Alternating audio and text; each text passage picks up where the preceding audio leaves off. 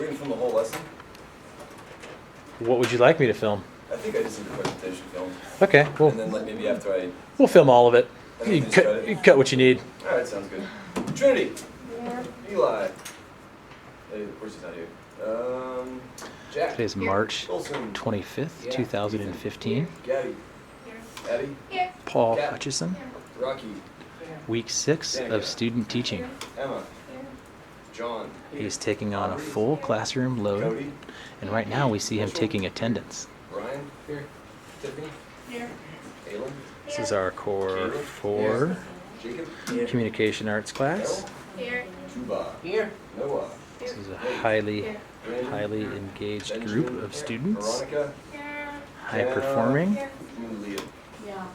And Welcome Jack, everybody your hair looks to good. the Thanks. first annual Wordsmithing Wednesday. It is a very exciting day today because we are launching our poetry unit. So what I want to do right now is I want to start a poetry lecture that's going to be pretty brief. And I want you all to help me answer the question, what is poetry? But before we do that, I'm going to have to press a number of things. We see Mr. Hutchinson managing his materials right now.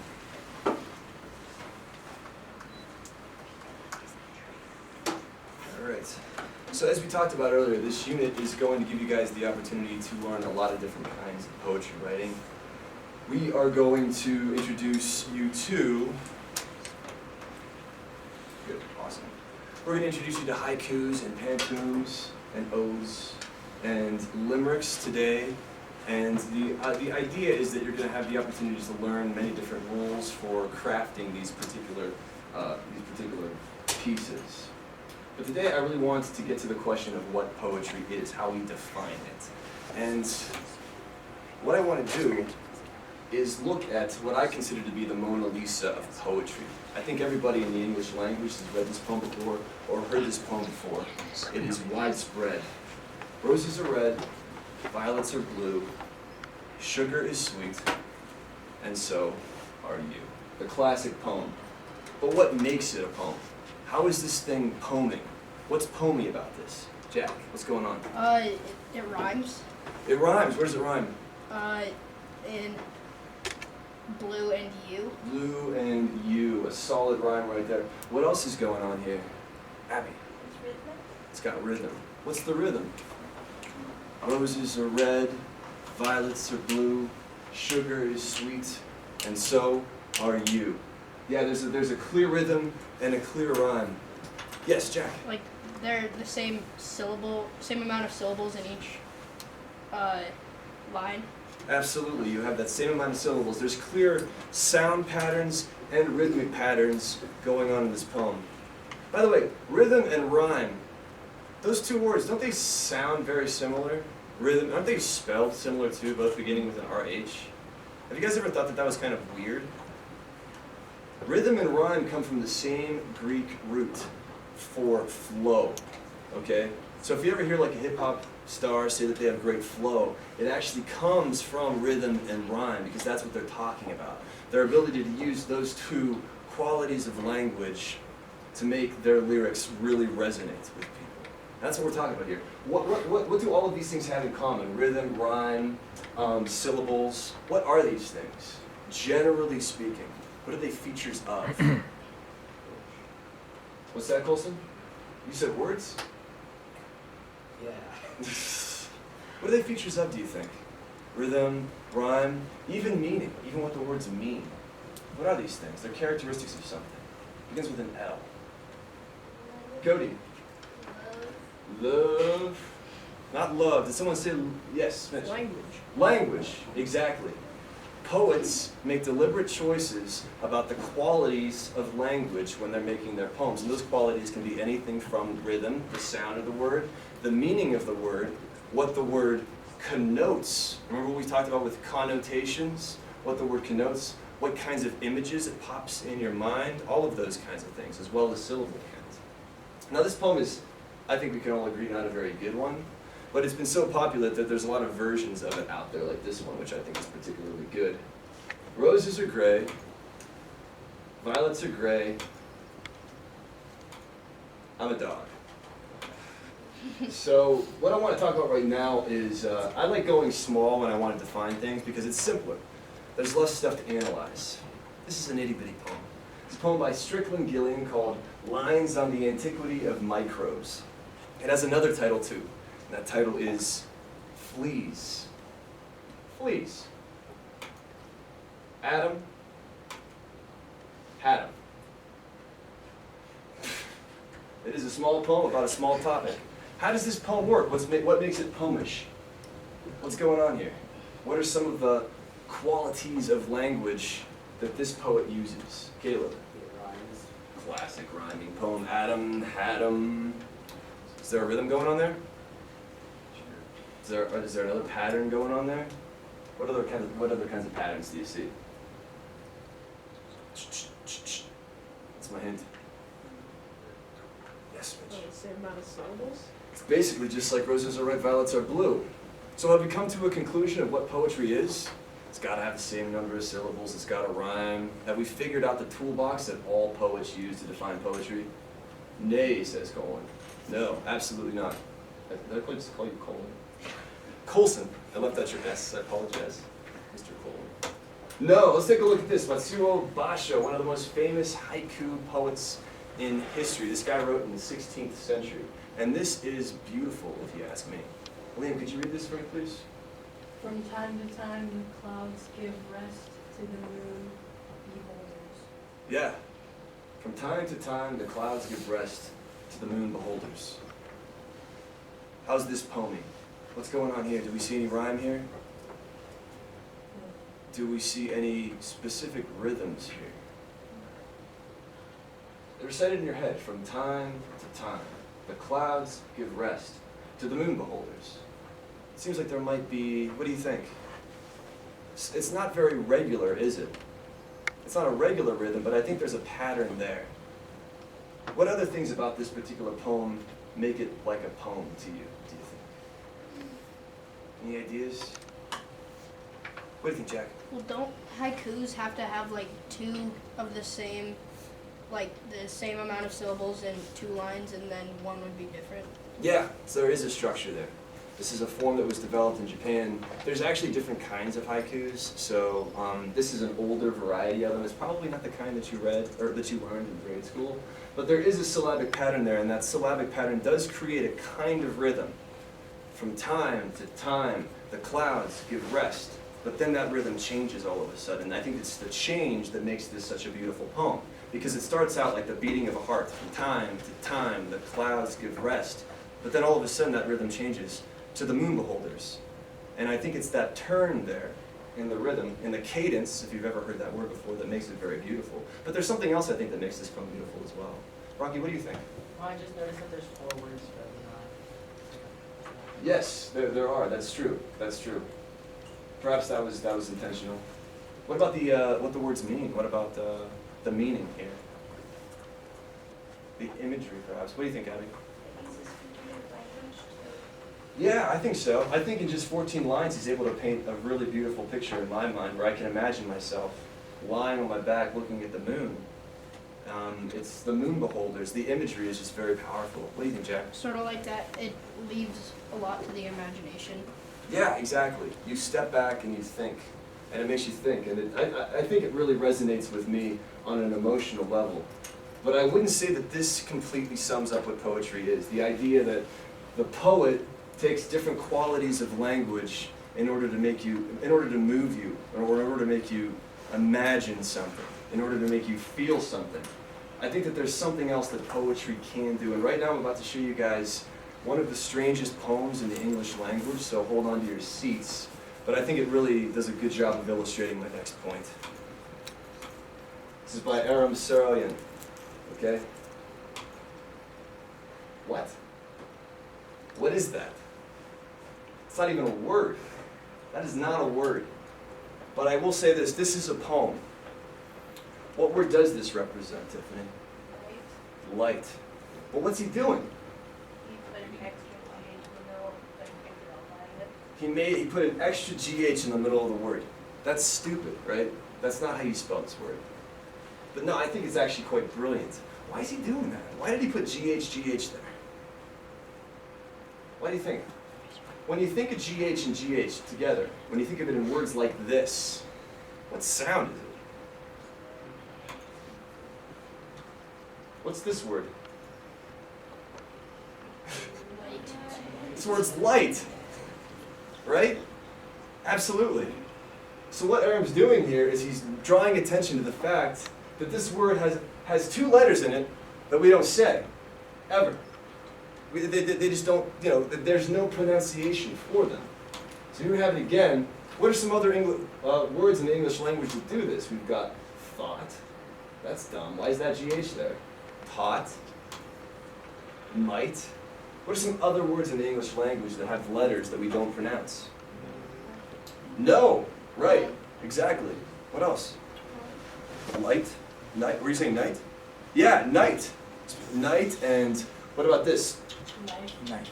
Knife. What about those things when you're walking outside, and you see those stupid little guys on the ground with the pointy hats that people put yard gnomes? You don't pronounce the G there. What do you think, Noah? Climb. What? Climb. Time? Climb. Oh, climb. Yeah, you don't pronounce the B.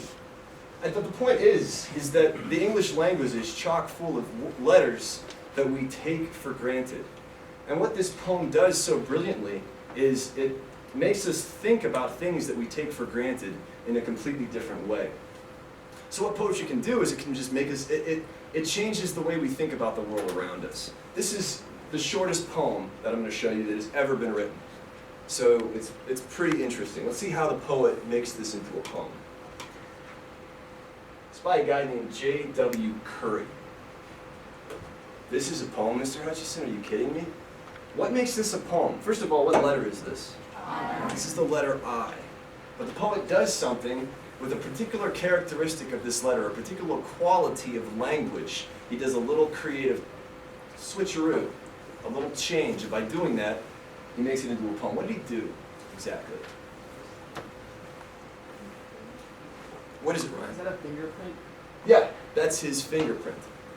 That's his fingerprint dotting the I. So, what's your fingerprint, man? What's your fingerprint signify to you? Why did the cops take your fingerprints? Not that they take your fingerprints, I'm sure. To know who you are, because everyone has a different thumbprint. Everyone has a unique thumbprint.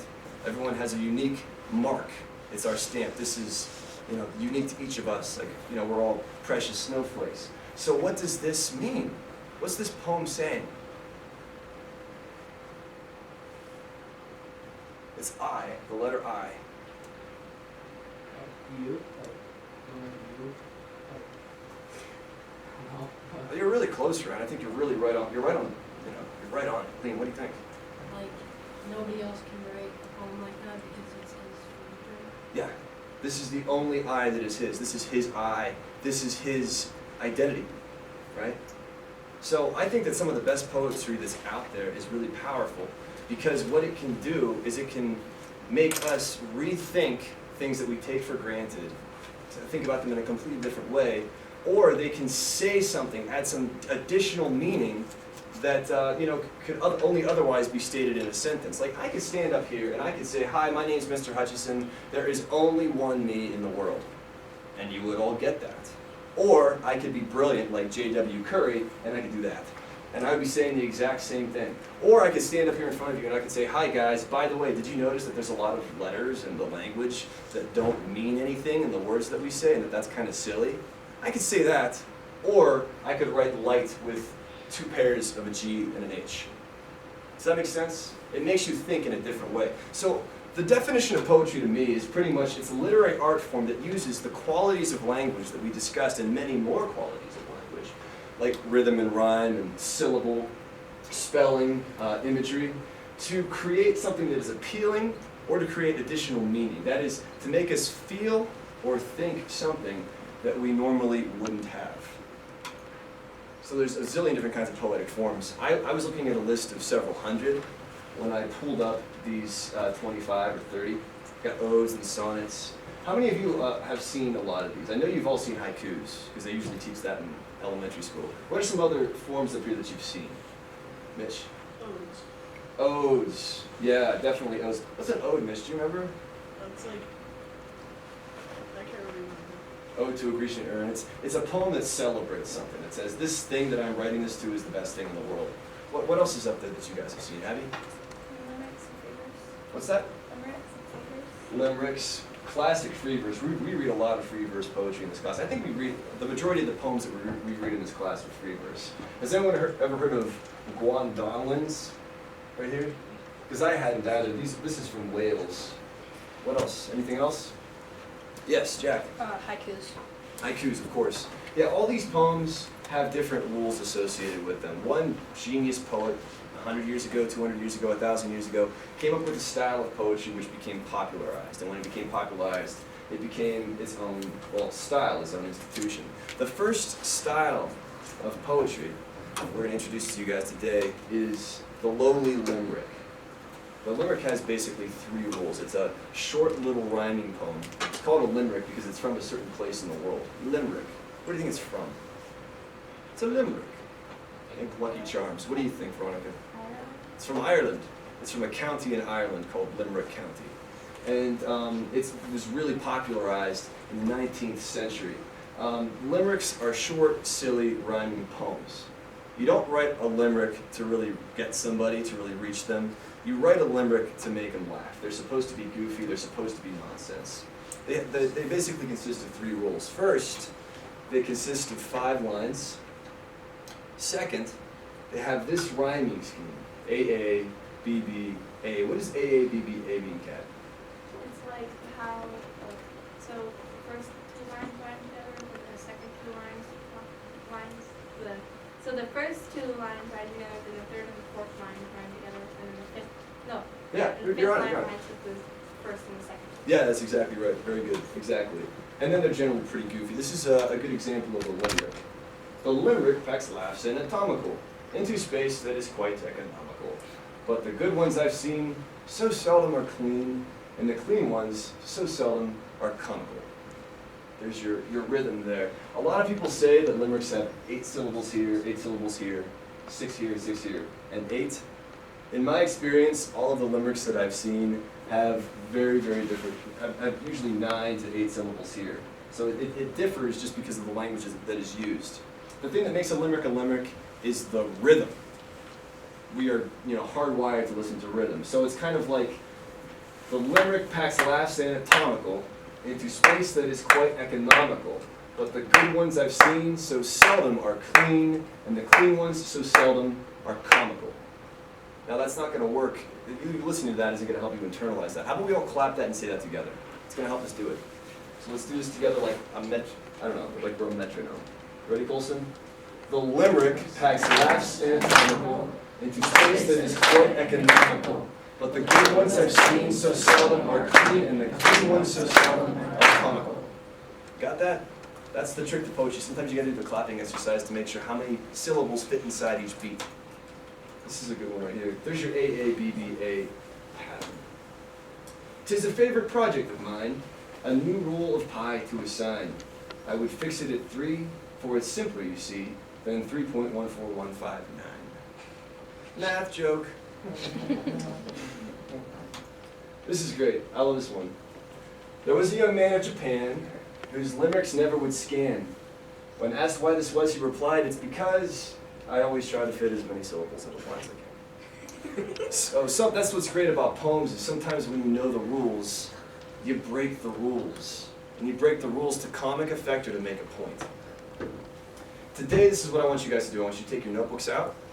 I want you to grab your penman's pencil, and you're going to start wordsmithing for me. You're going to start writing. I want you to write 5 limericks in the time remaining. It's kind of hard to do. And what you don't get done today is your homework. But after a little bit, and I'll write with you, we'll share some out. Okay? Excellent. Thank you, Rod. Can you pick the lights, please?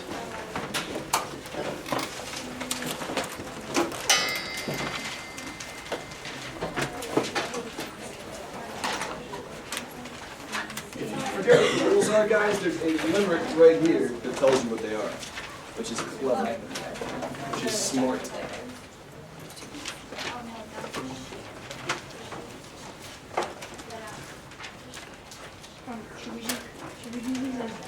entries or journal, when, or newscasts? Journal entries.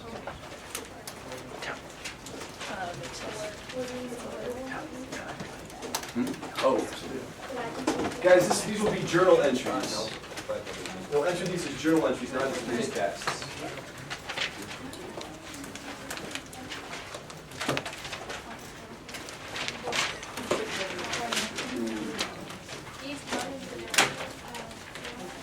What's that?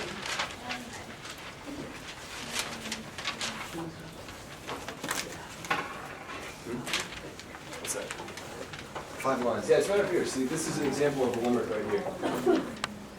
Actually, guys, maybe I can have your attention. We can just go through this one together because it outlines all of the rules in limerick form, which is, it's cute. Writing a limerick's absurd. Line 1 and line 5 rhyme in word, and just as you've reckoned, they rhyme with the second. The fourth line must rhyme with the third. So that pretty much unpacks everything for you there. Again, when it comes to syllable count, I don't want to, you can do 8, 8, 6, 6, 8, but it really does vary. It's very diverse. It just, the rhythm is really all that matters. It's all about the rhythm. And you might write down A, A, B, B, A on top of your paper so you know that you're following that particular rhythm.